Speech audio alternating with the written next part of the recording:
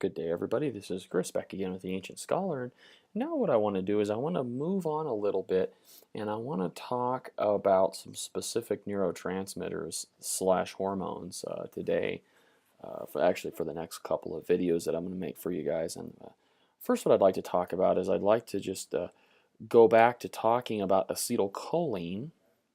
And we know that acetylcholine is the primary neurotransmitter in the somatic nervous system, as well as the primary neurotransmitter we see used in the parasympathetic branch of the the parasympathetic nervous system, or the parasympathetic branch of the autonomic nervous system. And so let's talk about that. And we know that there are two general receptors for acetylcholine. They include nicotinic and muscarinic receptors. We spent some time talking about those. But now what I want to do is I want to talk a little bit about how, when we talk about the lock and key action, so here I have, let's say, a nicotinic receptor. And the nicotinic receptor is embedded in the cell membrane. And of course, the nicotinic receptor, as we've talked about, is a ligand-gated ion channel. In this case, it will allow sodium to flow into the cell when acetylcholine acts as a ligand and attaches to the receptor and changes the conformation. Induces conformational changes. Sodium is then able to rush into the cell, and as we saw in the last video, when we talk about the in-motor plate or the neuromuscular junction, this depolarizes the muscle that has been innervated, and that depolarization that can cause contraction. So I think the next logical question to ask is, well, how do I stop that? Okay, if I have my acetylcholine here, my ACH, how do I close this channel? How do I, in essence, how do I take the key out of the lock? And the way that we do that is, in the case of acetylcholine, that is primarily the result of another molecule known as acetylcholinesterase. So let's just let me go ahead and spell that out for you, because that's kind of a handful of words. So it starts off like acetylcholine. It's ACE. Tylcholine, acetylcholine, and then esterase, acetylcholinesterase. And remember, when I said in prior videos, whenever you see an ASE at the end of something, you've got to be thinking, the first thing you want to think is, this must be an enzyme. Okay, this must be an enzyme. So this is an enzyme, and often when you look at enzymes, you can tell a little bit about what they do just by their name. That's what's handy. So this is an enzyme that does something to acetylcholine, and it involves an esterase or an ester bond, and ester bonds, as well as what we call amide bonds. All involve the nitrogen atom. So if we look at acetylcholine here, and I'll go ahead and just draw you a picture of the acetylcholine molecule. I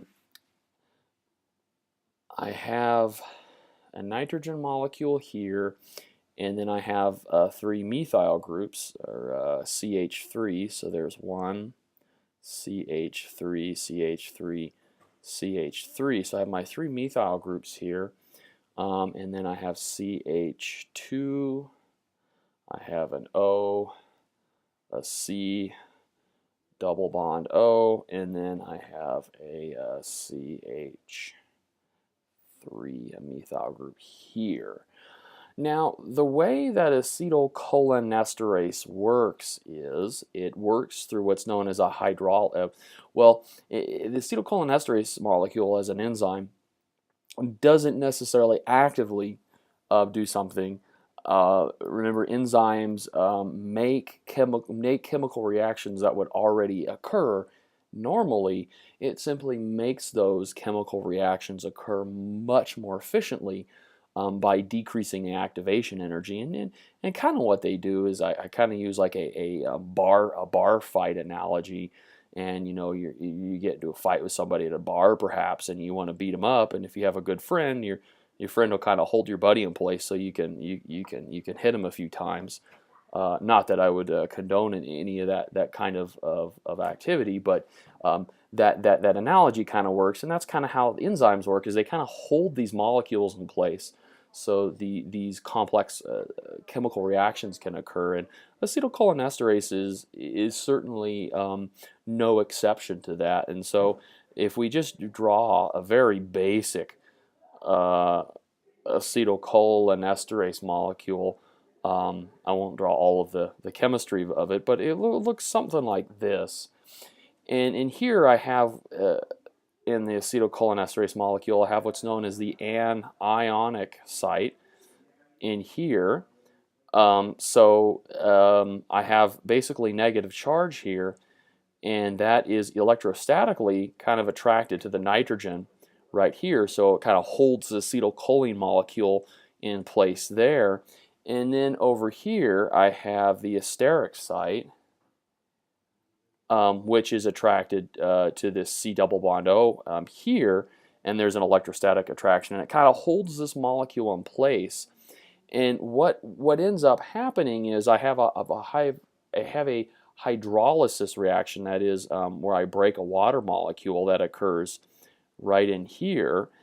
Now that the acetylcholine is kind of held down a little bit, I have a hydrolysis reaction, and what I get is I get two separate molecules. I get a hydroxyl group attached to a carbon with a double bond to the oxygen. And you might remember this if you've taken organic chemistry, and this is nothing more than acetic acid. All right, this is acetic acid. Okay, and I have broken the acetic acid off from my choline. Okay, so I have my nitrogen here, and then I have my 3 methyl groups here, like so. And then this is attached over here to the CH2CH2 hydroxyl group, and this is known as choline. Okay, so I've broken the acetylcholine down to acetic acid and choline, and then the acetic acid and choline can be reabsorbed into the neuron, turned back into acetylcholine to be released from the vesicles again. And then this process will occur over and over again, where the acetylcholine is dumped into the nicotinic receptors, and then when it's time to get rid of the acetylcholine, cholinesterase or acetylcholinesterase, and we'll often call that ACHE just to simplify it, the acetylcholinesterase will then bind to the acetylcholine again. Then you'll have the chemistry occur, acetic acid and choline, and that can be reabsorbed and over and over and over again. And that is the primary mechanism by which we can break acetylcholine down in the body, and we can take that acetylcholine away from the nicotinic and muscarinic receptors, and that is through the agency of the enzyme acetylcholinesterase.